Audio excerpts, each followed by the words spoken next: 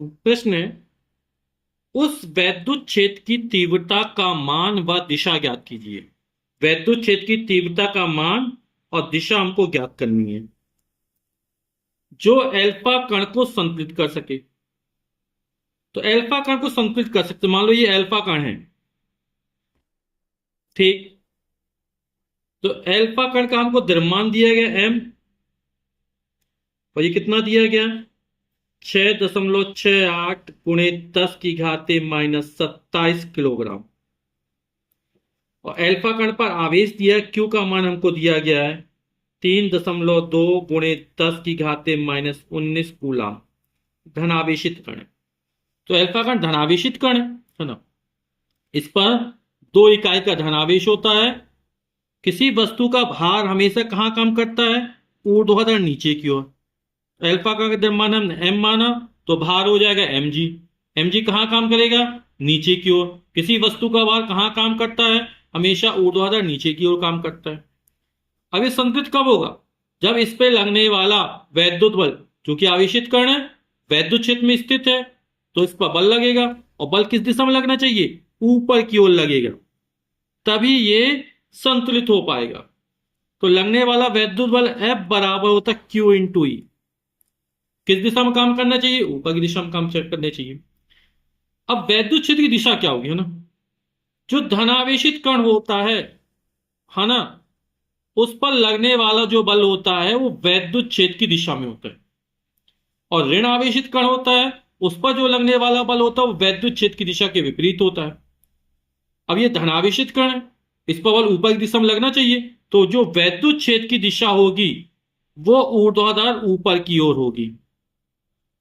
ठीक, ये हमारी वैद्युत क्षेत्र की दिशा होगी, क्योंकि धनावेशित कण है और धनावेशित कण पर लगने वाला बल जो होता है वो वैद्युत क्षेत्र की दिशा में होता है।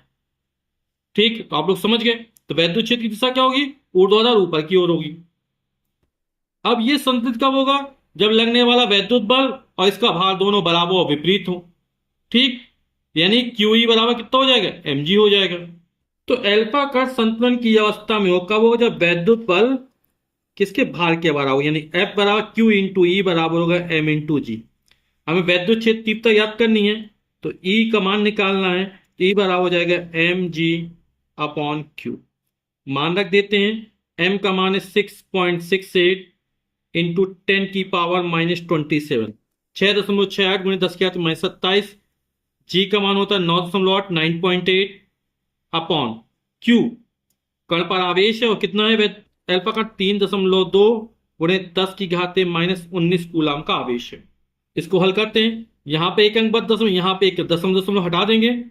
10 की घात माइनस ऊपर जब प्लस हो जाएगा, है ना, तो प्लस का 19 हो जाएगा और माइनस का 27, कितना बचा रहेगा, 19 1 20 27, यानी -8। तो इसको लिख देंगे 6.68 गुणे 98 अपॉन 32, 98 32, 98/32 हो जाएगा, गुणे 10 की घाते कितना बचा, -8।